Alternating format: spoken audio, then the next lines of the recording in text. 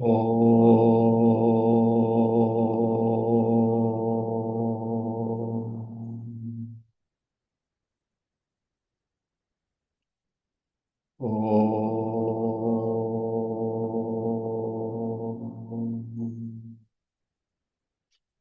Om Sahana Bhavatu Sahanau Bhunaktu Sahaviryam Karavavahai Tejasvinavadhitamastu ma Vidvishavahai. Om Shanti Shanti Shanti.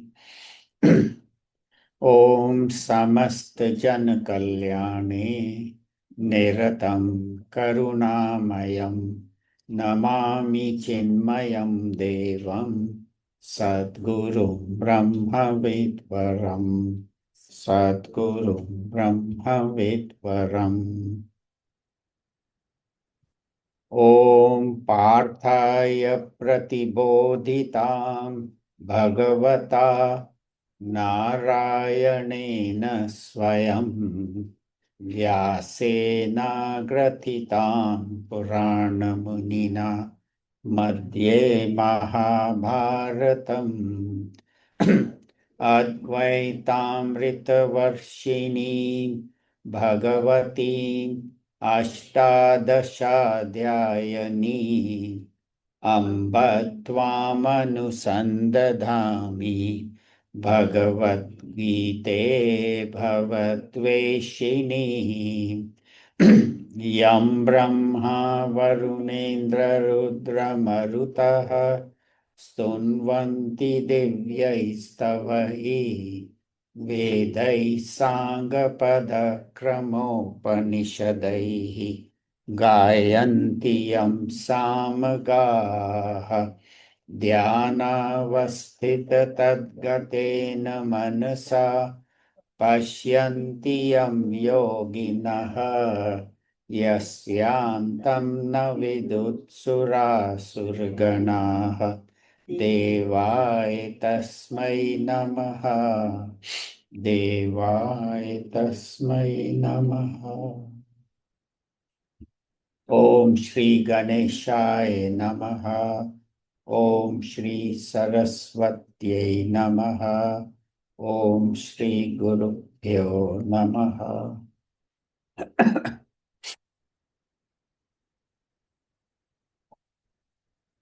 Hari Om. So we are in the fourth chapter of the Bhagavad Gita. Last week Sudhaji had conducted the class and she talked about karma and akarma. What is action and what is inaction? And what is forbidden action?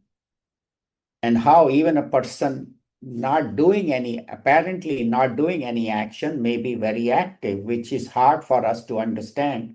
A yogi sitting in meditation or an artist contemplating upon some painting or a scientist thinking in his mind about his new invention, they may seem to be sitting and doing nothing, but their mind is so active and their actions are so productive, so much beneficial. So that is hard for us to understand. And that's what he says. One who knows that, he is buddhiman. And then also Bhagavan told us about how to do actions, giving up doership, attachment, and all the sense of parigraha, possessiveness. And one who works like this goes beyond the pair of opposites. So that is a brief summary of what was covered last week. The talks are on first power if you would like to listen. Today we'll do chapter number 4, shloka number 23. Gata sangasya muktasya jnanavasthita chetasaha yajñāya charata karma samagram praviliyate. Together. Gata sangasya muktasya jnanavasthita chetasaha yajñāyācarata karma samagram praviliyate. So Bhagavan says, how should we act in the world? What is karma and how to act? We had talked about karma last week, but how to work in the world.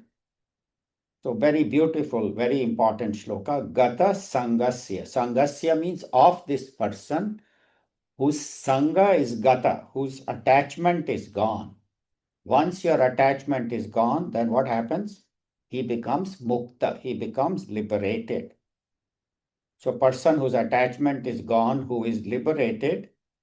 And the third qualification is jnana avasthita chetasaha. The mind is always established in the self, in the highest knowledge. Mind is always established in knowledge. Chetasa is mind, always established in the right knowledge. And then how does this person act? Yajñāya acharata karma. This person does all his actions for yajna. What is yajna? We'll talk about that a little bit. And when he does such actions, then karma samagram praviliyate, then all his karmas get dissolved. So this shloka needs some explanation how the karmas can be dissolved and what is yajna. So what is sangha? Sangha we all know is attachment. When I get attached to something and I'm dependent on that thing, could be a thing, could be an object, could be a position or power, could be a person. I could be dependent on a person, a thing, a position, power for my happiness. So without that thing or that position or person, I feel incomplete. Oh, how will I live my life without? So that is attachment. Attachment breeds dependence. Then I become dependent on that individual or that thing or that position or power, and that is attachment. Attachment is dependence. And what happens to such a person? He gets bound. So Gurudev in his commentary gives a very beautiful explanation of bondage, that bondage is not given by somebody else. I myself get bound. I get attached to an object or a person or so dependent. So he says, just as I'm in a room and I take a rope and tie my hands and legs to all the furniture, and then I say, oh, I am stuck, I can't get out. We think that is foolish, but that is how we build up our attachments. We ourselves get attached to things and then we say, oh, I can't get out, I can't leave, how will I? So Gurudev says, just as this person who is tied up in that room, when he frees the threads, he is free to go out. Same way you and I are free to move around, but it is we who keep our attachment, and mostly it is mental dependence. Oh, how will I live without that person or without that thing or without. So the liberation is to free myself from all dependence on anything, any person. Only one I depend on is God or Bhagwan, who is within me. And for that, we need the right knowledge. Without right knowledge, we will be a slave to things and beings and situations. This reminds me of a beautiful incident in the life of Puja Gurudev, Swami Chinmayananda. It's a little long story, but very beautiful. So Swamiji, in the beginning of his career, when he started teaching in the early 1950s, and he would travel from one city to another, in the beginning, there was some opposition to him. Some of the pundits felt that he was giving this knowledge in English, should be taught in Sanskrit, Upanishad should not be given to everybody. All those. And he, of course, did not let it stop him. It so happened he went to this small town where the people invited him, but they were afraid to keep him in their house because there was so much opposition from the Pandits. And so he said, Swamiji, sorry, what can we do? Swamiji said, wherever you place me is fine, no problem, don't worry. So they said, well, there is a haunted house across the street and it is haunted. Nobody lives there. And sometimes you can hear sounds at night from that house. There are shadows moving around, and people are afraid to go to that house. Sorry, that is the only house you can stay tonight. Gurudev said, no problem, I'll stay there. So everybody was afraid to put him there, in the morning, whether he will be alive even or not. But anyway, they put him there and they left some food in the morning. You can, have your breakfast. And so in the morning, with great fear, they went, walked towards that house. So what happened to Swamiji? Is he okay or not? And they found Swamiji sitting in the veranda, eating his breakfast that they had given the night before and looking very happy, very peaceful. So they said, Swamiji, are you okay? He said, oh, I'm fine, I'm fine. In his loud voice, I am okay. You know how he used to talk. I am fine. So they said, but Swamiji, are you really okay? Yes. So he says, did the ghosts come? Were there any ghosts that came at last night? He said, yeah, of course they came. So he said, the ghosts came. And what did you do? What did you do? Swamiji said, I asked them for donation for my mission and they ran away. So he said, that's how I scared them. So, person who has this right knowledge, then situations don't bother him. Then he's free. He's free from all situations, all problems, because his mind is always centered on Bhagwan, always centered on Om, always centered on the self that is within us. And once your mind is in that, then nothing can touch you. No problems of the body, the mind, the intellect, nothing can bother you. So he says, one who is established in this knowledge and his his actions, how are his actions? For yajna, yajnaya acharata karma. All his actions or his or her actions are for yajna. Now we said yajna means does he all the day sit down doing swaha, swaha, putting in the fire? People have that idea. And especially in those days, rituals were so prevalent. He says, as we had talked before, yajna, Gurudev gives the beautiful meaning that when a person is doing actions for the benefit of all, when everybody gets together and they do actions not for their personal benefit, but for the benefit of society, without using I, me, and my, when I am doing actions, that is called yajna, where everybody, the whole community is thinking about the higher. And so this person works with the yajna spirit, means he has no idea of I, me, or my. Whatever I can give to society, not what I can get. When the person does such actions, then his actions do not bind him. See, if I do actions selfishly for I, me, and my, the karmas, then he gets bound because I do something for my selfish need, then I want more. I want more and more. It could be more money, more power, more possession, more people to love me, support me. So actions done selfishly will bind us, will make us dependent. But actions that are done unselfishly, those karmas which are done without this selfishness, liberate us and purify our mind. That is what karma yoga is. When I do actions for others, my mind becomes purified and I am ready for the highest knowledge. So it connects me with God. So we always talk about the karma theory. Whatever actions I do, I get the result. I may get the result tomorrow.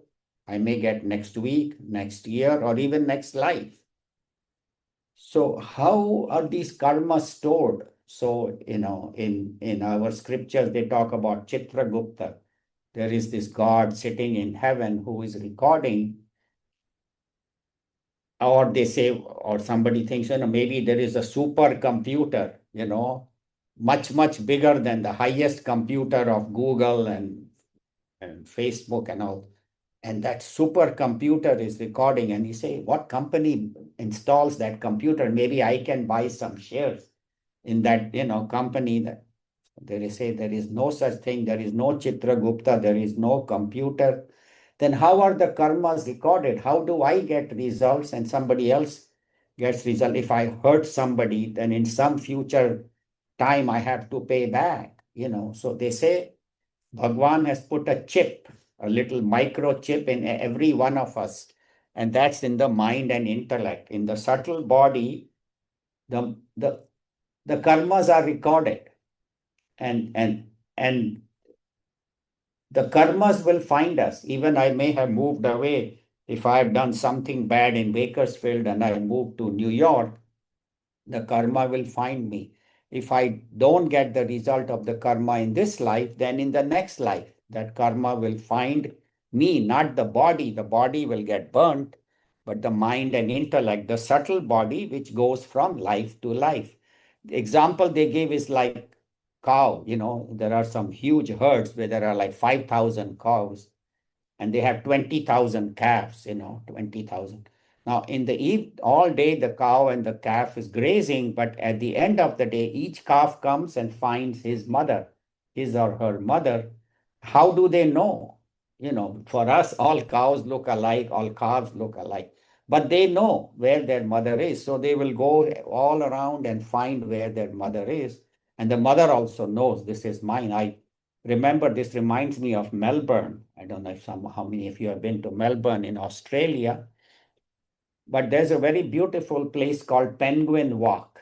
Penguin Walk, where on the hillside, there's a little hill, and it's right by the ocean, very close. So you see thousands of penguins going out in the morning into the ocean. They live in this hillside. They have little holes they have built, and they live in that hillside, and their little children are in those holes. They leave them there, and the father or the mother penguin goes out to swim in the ocean. And why are they swimming? To catch fish. So all day they are catching fish, and of course they are eating themselves, but then they are saving some in their mouth. And we watch them in the evening.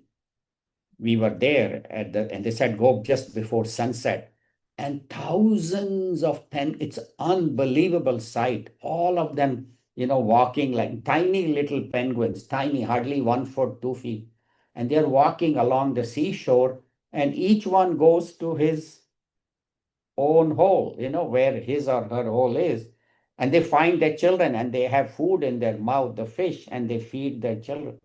How does that penguin know, which is my home, which hole is mine, which children are mine, and the children recognize.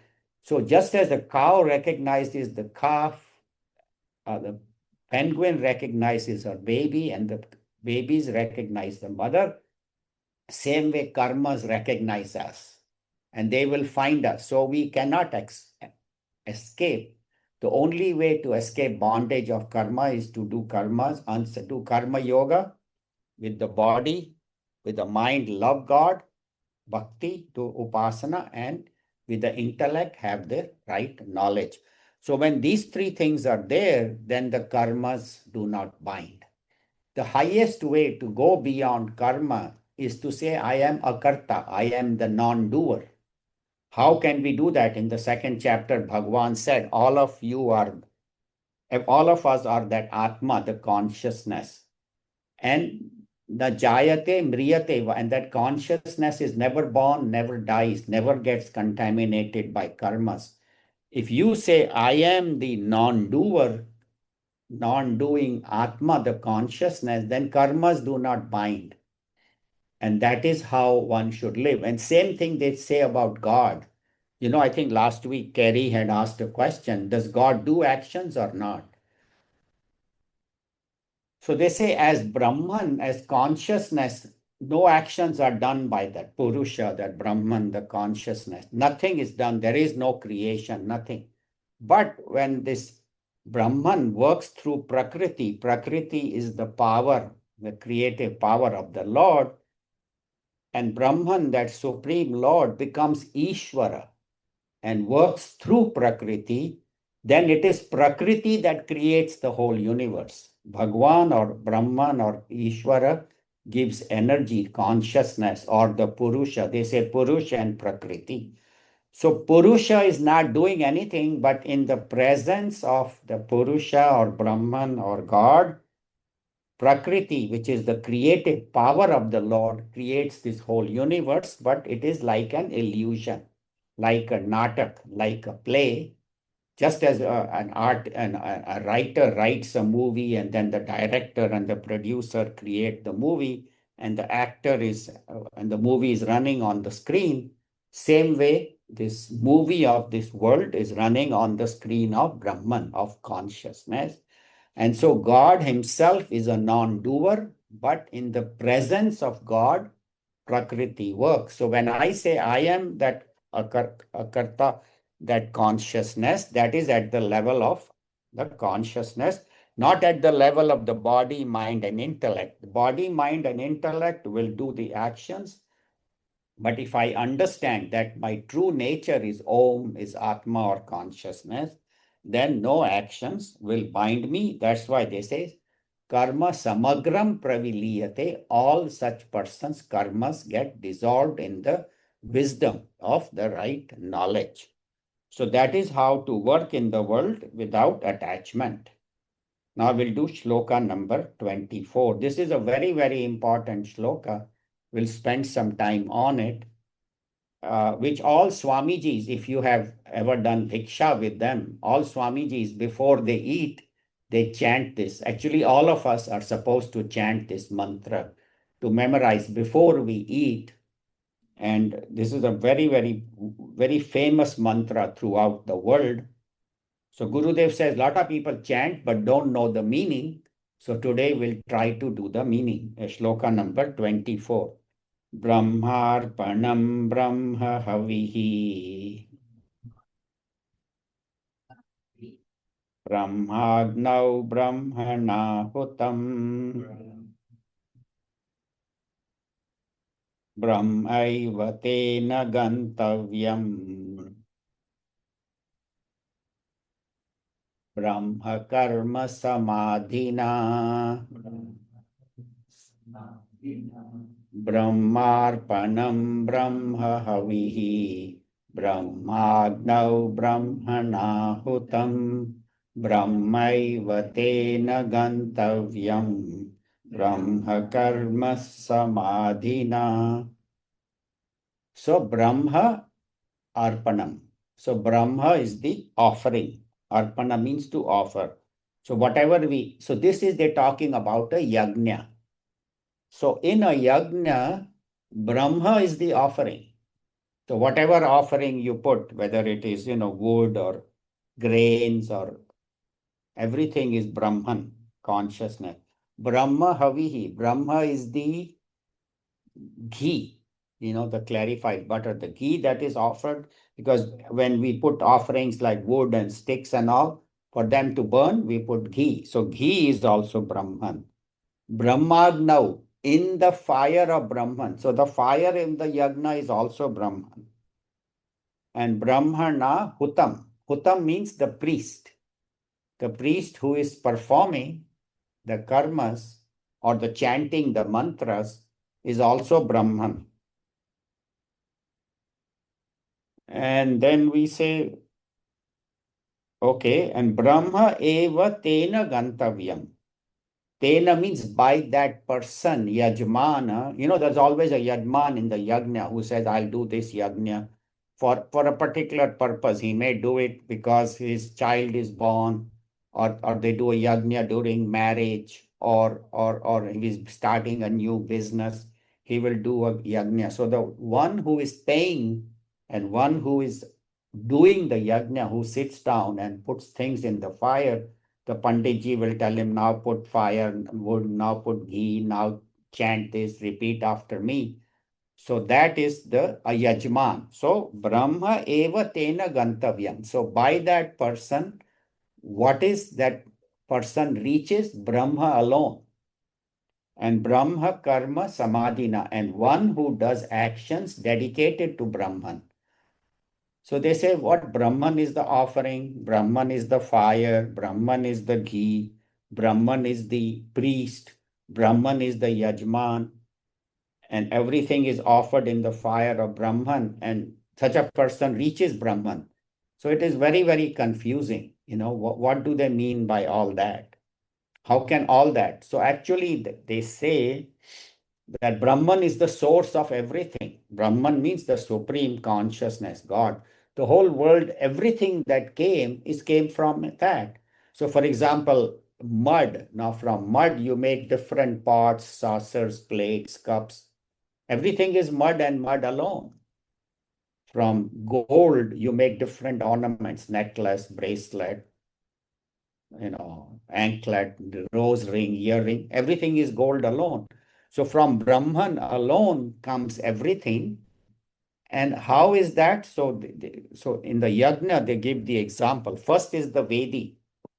Vedi means that Havan Kunda that is made. Now that is specifically made for that particular yajna. So it's not that the same Vedi can be used for everything, just as there might be a commercial building and a residential building. The same bricks, mortar, everything is there, but the commercial building is built separately for a different purpose. A residential building has different requirements. So same way, Vedi, how many bricks, how they should be positioned, what is the exact number of bricks in each part. So that's why in Kathopanishad we see that Nachiketa, when he goes to Yamraj, and when Yamraj talks to him, and Yamraj is so impressed that he tells him, because Nachiketa wants to know that because Yamraj tells him to ask for 3 gifts, 3 boons, because he had stayed 3 nights outside Yamraj's house without eating or drinking because Yamraj had gone out of town. And so to apologize, he said, you can have 3 gifts. So first gift he asks for his father, for his family, because his father had been unhappy with him. Second gift he asked that I want to know how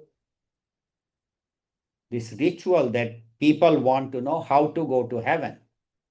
That ritual. So Yamraj thinks little boy, what will he get? He said, no, I want to know that. He says, okay. So he explains to him all the mantras, how the bricks are to be placed, how the chanting is to be done, what has to be offered, everything. Very detailed, lengthy explanation. And he thought, isko kya samajh aaya? He probably didn't understand anything. And he says, did you understand? And Nachiketa repeats everything word by word perfectly. What Yamraj had said, how many bricks, which direction, what time of the day it should be done, what mantras chanted, what off. And he gets so impressed, Yamraj. He says, you know what? This particular yajna will be called Nachiketa fire. So when this yajna is done, which is using Nachiketa fire, the person will go to heaven. So that is the glory of this yajna. So that's what they say. So exactly the Vedi should be correct. The arpanam, the offering should be correct too. Certain grains have to be offered, certain wood, and at what time and with what mantras, and then all that. And then what deity, in the yajna, we do it to a particular deity. It could be, Om Indraya Swaha, or Varunaya Swaha, we are offering to Indra or Varuna, or whatever god, we are worshipping at that moment. Om Shivaya Namaha. So whatever deity is being offered, and that also is in the yajna, that also is Brahman. And deity, and people say, you are cutting trees. But our scriptures say very clearly that when you are cutting the tree, the wood from the tree for offering in the fire, These are trees that have been specifically planted for that purpose. You cannot take any tree, any wood from anywhere. And not only that, as you are taking the wood, you have to plant more trees. So that's all mentioned in our scriptures. So there is no wastage. In fact, more and more trees are planted. And when the wood is cut from the tree, specific mantras have to be chanted. You cannot just say pick up wood from the roadside, "Arey, ye lakdi mil gaya." No. Specific mantras are chanted, specific, and you apologize, ask for forgiveness, so that even the wood that is offered, all the offerings are also Brahman, they are also God. Now the fire for Brahman, that is another beautiful. Uh, 2 weeks ago, Swamiji was here telling us about Kaivalya Upanishad, and there it is mentioned, Atma nam aranim kritva pranavam chotararenim jnana nirmatana bhyasat pasham dahati panditaha. So they say the wood, the fire you cannot get a matchbox and put some kerosene in there, gaslight, or put some petrol and light with a matchbox. No.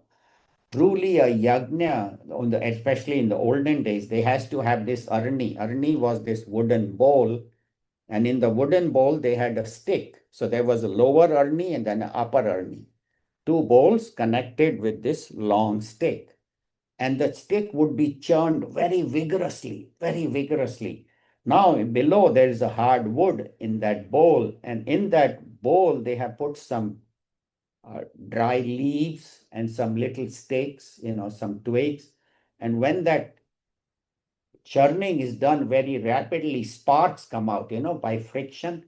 And with that spark, the leaves or the wood will catch fire, the little fragments. And with that fire, then they quickly take that fire, put it on another stick, and transfer it to the Havan Kund. So this fire also is spiritually generated by chanting of mantras and by moving the arani. So everything is, divine. Of course, the Yajman who is doing that, he is also Brahman because the Lord himself is in him, and his goal is something holy. You don't do yajna for some illegal purpose or to cheat. You always do it for a good cause. So he is also Brahman, and his goal is the highest, Brahman. And the priest chanting also is Brahman. In fact, the priest also has to do specific mantras. So like a Samaveda priest will only chant Samaveda mantras, Rig Veda. So they are all trained and they are all qualified. So that is also Brahman.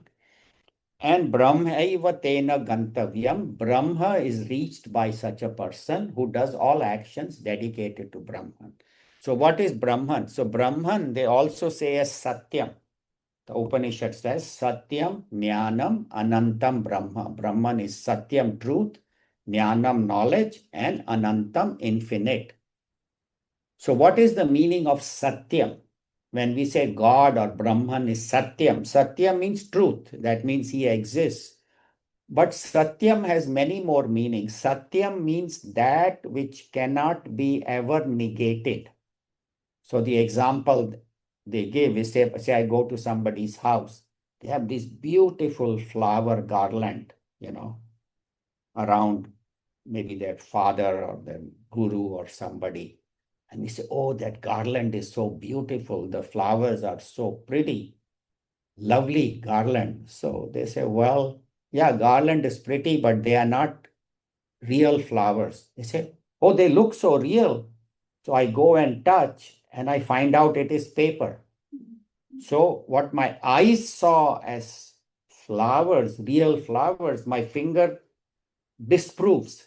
So what I thought was truth, that it is true flowers, it is negated by my touch. So what my eyes saw is negated by my touch. But Brahman is that which can never be negated by any sense. What I see, hear, smell, taste, touch is always Brahman. What I think, what I feel, what I experience. So that everything is Brahman and Brahman alone. So that's so in this yajna, everything is Brahman, everything is that Bhagwan, everything is that. So they say, but why do they chant that before eating? Why do we chant this mantra before eating? Because they say, oh Bhagwan, this food I'm going to eat, right? Now the food is Brahman, food is God, right? Food is created from God, from the plants. So who created the plants? Bhagwan did. So the farmer who planted this crop is God, because God alone gives him ability to plant. So the farmer is God. The one who cut the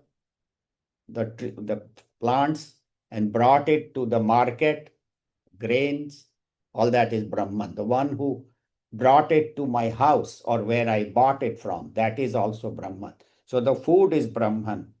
Now, when I'm eating, the act of eating is like offering in the fire, because they say there is a digestive fire in every one of us. In our stomach, there is a digestive fire.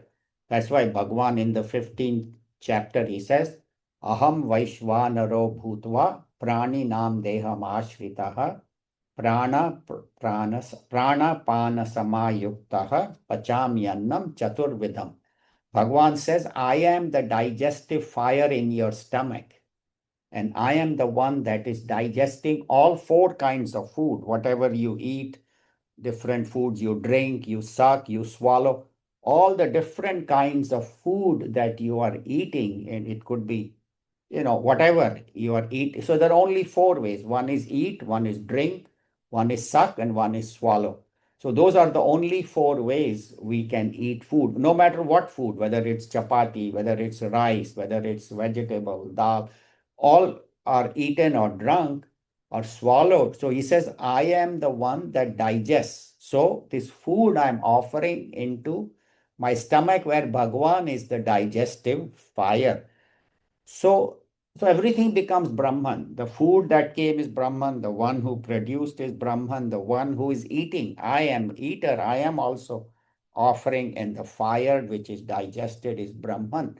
So that's why before eating, this mantra is chanted, and we should all do it. Or if sometimes if you don't remember the mantra, at least you can get the idea of the mantra. That, oh Bhagwan, the food is you, and the one who, and even the one who cooked. I forgot that the lady or the person who is cooking the food is also Brahman, because the food is cooked. So everybody is Brahman. So the food is going into my stomach, and that may it nourish me. So that nourishment should not be for fattening the body. It should be for what? So when we do bhiksha, to Swamijis, when we offer bhiksha or to brahmacharis, there is a very beautiful Annapurna stotram. He says, Annapurne Sadapurne Jnana Vairagya Siddhyartham Bhiksham Dehi Cha Parvati. So he says, oh mother, the one who has cooked, who is offering to Brahman, to that brahmachari. The brahmachari says, oh Parvati ji, oh mother Annapurna, because the one who gives food is Annapurna, goddess. So, they see Annapurna in that household, that lady who has cooked and offering the food. So he says, Bhiksham Dehi Cha Parvati, means they are requesting, please give me Bhiksha, because these brahmacharis are maintained by Bhikshas offered by us, by householders. But why are they asking for Bhiksha? They say, Jnana Vairagya Siddhyartham. Why am I asking for Bhiksha? For Jnana and Vairagya. These brahmacharis are asking for Bhiksha so that this energy from this food may give me the right knowledge, and may I develop vairagya from this world. So it's not only for brahmacharis, even when we eat, we should say that this food I am eating, so may I get the right knowledge. May this food nourish my body. So may I get the right knowledge, and may I get vairagya. May I get detachment. May I not be dependent on the world. May I only be dependent on Bhagwan. And in the Upanishad, Shanti mantra, it is said, Sthirairangai stushtu vagam sastanubhi Vyashema deva hitai yadayuhu. So he says, oh Bhagwan, when they pray to God, he says, may my body be healthy. So whatever food I have eaten, may my body be healthy, may my limbs be strong, not so I can lift weights or be a wrestler or a boxer, but Deva hitam yadayuhu, whatever life you have given me, Bhagwan, give me that food, give me that knowledge, so that I may serve you. Deva hitam yadayu, Deva hitam, for the benefit of Devas. Now, Devas are gods, they don't need anything. What it means is that may I serve the world as a service of God. Ashtamurti Brit, Raman Mahariji says, each one of us are made of 8 forms: air, space, fire, water, earth, mind, intellect, and ego. All of us, even animals, even plants, they all have these 8 forms. So he says, whatever we see is Bhagwan in 8 forms. So all of us are Bhagwan in 8 forms, even the plants, even the animals, birds, fish, that they all have that 8 forms: air, space, fire, water, earth, mind, intellect, ego. Plants have a very rudimentary mind. They don't have intellect like us, but they also know which direction to grow towards the sunlight. Animals, fish, all of them have mind, intellect. So, Ashtamurti Brit Deva Pujanam, Raman Maharishi ji says, to worship the God is to serve the human being. Nara and Narayana are one. So, Nara Seva is Narayana Seva. So, he says, may with this food, O mother, or what I'm eating, may I serve the world, may my body be healthy. So, that is this beautiful yagna. I spent a little extra time because this needs quite a bit of explanation of why this mantra is chanted and what is the spiritual significance of this mantra. Number 24. So now we'll do number 25. So what happened is that Bhagwan Sri Krishna in these few mantras has given us 12 different yagnas. 12 different yagnas. First, of course, the number one is this, the one in shloka number 24 that we just chanted. But each activity, how can it become a yagna? How can it become an offering to God? All activities that we do are covered in the next few mantras. And that's why this section is called the yagna spirit. How every activity can become a yagna, can become an offering to God. So these are mentioned, and we'll do one more today, and I mean, a couple of them today, and then the others, maybe one next week.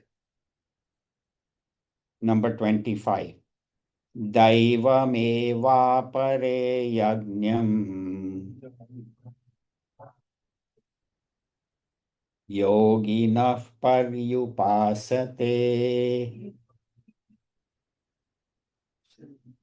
brahmagnavapare yajñam yajñenaivopajuhpati.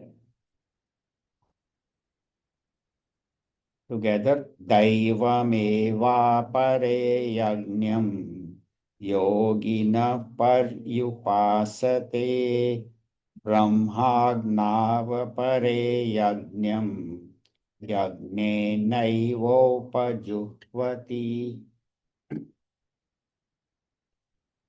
So Devam eva apare. Apare means others. So one, of course, is the one who is doing the Brahmarpanam, offering to the Lord, eating also. Now others, apare means others. What do they do to Deva? To Deva means to the gods. Devam eva. To gods alone, yajnam. Offer the yajnam. What is the meaning of Daivam? We'll see. There are 2 meanings. So to gods alone, apare yajnam, yogina. Yogi means, here yogi does not mean the advanced yogi who has meditated and who has realized the truth. Here it is people who are on the spiritual path, who are sincerely putting effort. And yoga means to connect. So they are connecting their body, mind, intellect with Bhagwan when they are working. but they have not reached enlightenment. So these are the yogis who are seekers of truth. Paryupasate means they perform yajnas dedicated to the gods and others. Brahmagnav were apare, and others, what do they do? In the fire of Brahman, Brahmagnav yajnam, they perform yagne naiva. By yajna alone, they offer into the yajna of Brahman. So, how by yajna offering into yajna, we will talk about that. Upajuhvati, they perform actions, they offer yajna to the yajna. So, question is, that do these realized masters work? And so they say, well, example is like Swami Chinmayananda or Swami Vivekananda, the rest of their life they spent working, or somebody like Raman Maharishi. He stayed in one place. He did not do much work, but whoever came in his presence was blessed. Thousands of people got blessed. He was in that temple in Arunachal. And then there are other yogis who are just stay in their meditation, maybe in some forest or some gufa or some monastery. They may not move around, but their presence blesses. So different people do different work. So, what is this devas? Yogi, we already talked about. What are the devas who are being worshipped? One, of course, is the devas are the gods, Varun Devta, Vayu Devta, Indra, and Bhagwan Vishnu, and so on. They say Vishnu alone is Yajna. In the Vishnu Sahasranama, one of his name is Yajna. But here, Daiva means the sense organs. Daiva means light, illumining. So the sense organs illumine. That means the eyes illumine the sounds, the sights, the ears illumine the sounds, the nose, the smell, the tongue, the taste, and skin, the touch.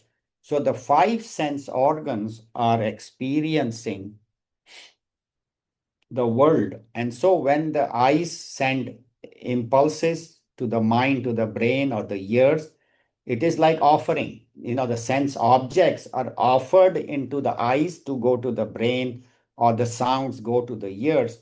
So just as we are offering in the fire dedicated to Deva, so every intake of mind is an offering to Bhagwan within. So then what should I do when I'm offering? Then I should see things that are good, not see things that are bad, hear things that are auspicious, not hear gossip or some bad thing, a criticism of somebody. Eat what is good for me, because all the food is being offered to Bhagwan. So these sense organs are bringing all the sense impulses. I should not visit sites that are harmful, visit good sites, listen to bhajans, listen to good prayers, and see good videos on YouTube. You can get all kind of videos, good, bad, indifferent. So when I'm offering to God, I should be eating also. Eat what is good, eat what is healthy, eat what in moderation. Don't eat the wrong thing. Why? Because the food I'm offering. And the second thing is, do not get too attached to things. Because what happens is, I see something, even though I have so many clothes in my closet, not even space to put anymore. And then I say, this beautiful suit, or this beautiful outfit, or this beautiful piece of jewelry, I must have it, whether I can afford it or not afford it, whether I need it, whether I want it. I may not need it, but I want it. So we get attached to what, or the food, I must eat, they say, oh, the person has diabetes, but I can't give up sweets, you know. So things that are harmful, we get attached to. So they say live a life of detachment and slowly decide, okay, I'm going to cut down on my shopping. I'm going to cut down on my travel. I'm going to cut down on the time I spend on my phone. We get so attached to our phone. My God, I am also equally guilty. But and I try, and I try. And of course, I have to use my phone to prepare for talks and materials and all. But being choosy about how much time we spend on the phone. And if you are doing time on the phone, do it for spiritual purposes. visit good sites, listen to some bhajans, listen to good talks on YouTube. There are hundreds of wonderful Mahatmas giving talks. So be selective. Again, you don't have to listen to anything and everything on YouTube, but choose, okay, this particular Mahatma I want to listen to, or this. Like we have a Chinmaya channel where all Swamijis of Chinmaya mission are speaking, and all 24 hours throughout the day you can get beautiful discourses. So being detached and being selective about what I put in my mind, because what you put in your mind, then those become your thoughts, those become your ideas. And if we put wrong things, then we get wrong ideas. If we put good things in our mind, we get good ideas. So be selective about all these things and remain detached. Do not depend too much on the world for your happiness. And then he says, Brahmad now apare yajnam yagne naiv upajuhvati. What it means is that not only the sense organs, but the organs of action also, when they do actions in the world, that is also should be yajna. When I should do actions for that, when we say deva hitam yadayuhu, whatever life I have, I am doing my actions. So let everything be my instrument, my hands, my feet, my speech. May all my instruments serve God.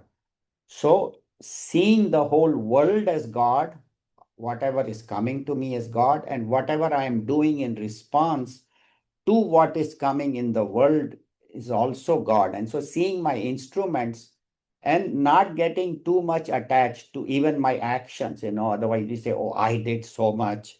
I did so. No, I didn't do anything. Whatever I did is God's work for God.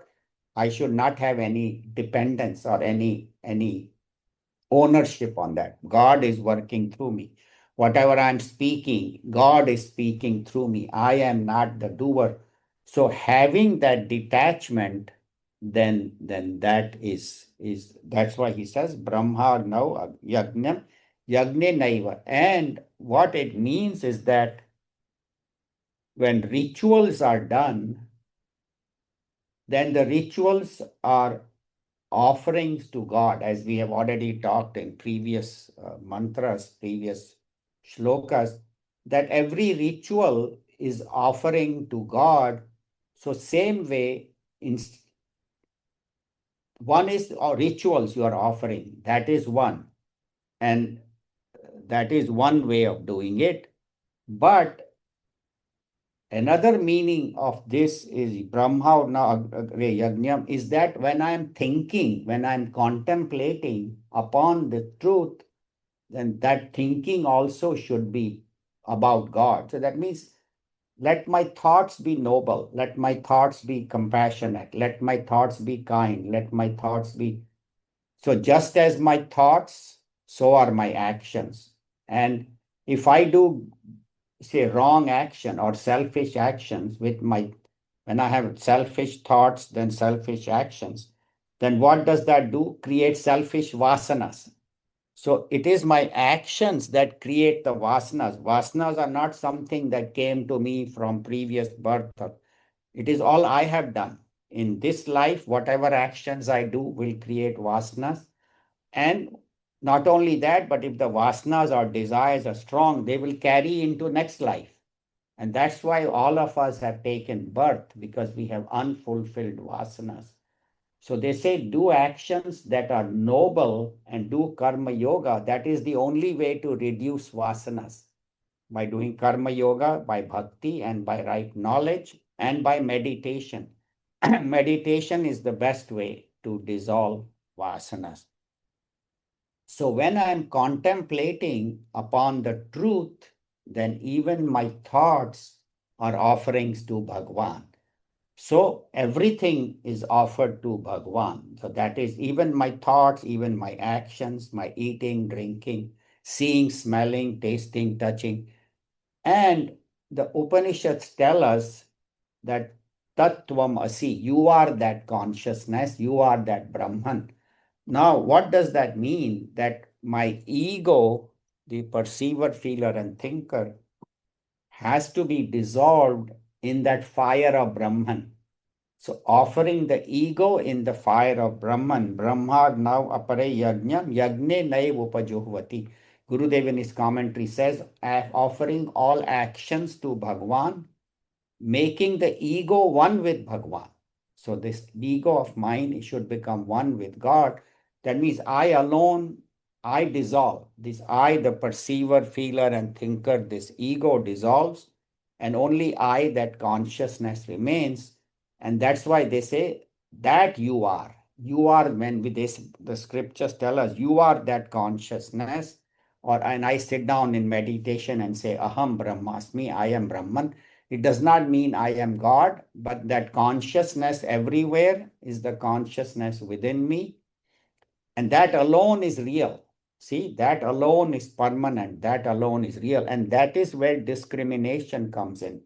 That is where thinking comes in. What is real and what is unreal? What is real? That which is permanent. That which was always there in the past is there in the present and remain in the future. That alone is real. That alone is permanent. That alone is God. Everything else on this world is temporary. I am temporary. My body is temporary. The trees, the buildings, the buildings, this building was not there before 2006 and it came into existence. Few people of us got together and built it. And maybe after a certain number of years, the building gets old and maybe they may have to demolish and make something bigger. So nothing in this world is permanent. Rivers, mountains, the sun, the moon, the stars, everything is temporary. Even the sun, after some billion years, it will run out of energy and the whole universe, our solar system will become dark and there will be no life. So everything is temporary. But what we do, we get attached to temporary things. So they say, give up attachment to temporary, hold on to the permanent. And that permanent God is one within me as Om and is everywhere. And all the time, remember, God is with me. And when you think God is surrounding us, I'm always surrounded by God. God is never far away. God is not somewhere in Vaikuntha or Kailasha or in the temple. God is around us here right now. So at every moment, feel that I am nourished by God, I am protected by God, I am surrounded by God. And surrender your ego into the fire of Brahman. So offering my ego into this fire of Atma, Om, that is that the same yajna that I offer. Yagne naiv upajohvati. So by yagna, I do yagna. What it means is my ego I offer in the fire of Om, and that is the other yagna. So today we saw three yagnas. One is Brahmarpanam, how everything is Brahman. The food is Brahman. Then we saw how our sense organs, our sense impulses are Brahman, and the objects that I'm working with are Brahman, and this ego I offer into the fire of Brahman. So three yagnas we have done today, and then we will do a few afterwards. So we'll end here. So see you next week for half an hour class. Om Sarve Bhavantu Sukhinah, Sarve Santu Niramayah, Sarve Bhadrani Pashyantu, Ma Kaschid Dukha Bhag Bhavet. Om Shanti Shanti Shanti. Hari Om Shri Guru Bhyo Nam. Hari Om. Thank you. Hari Om.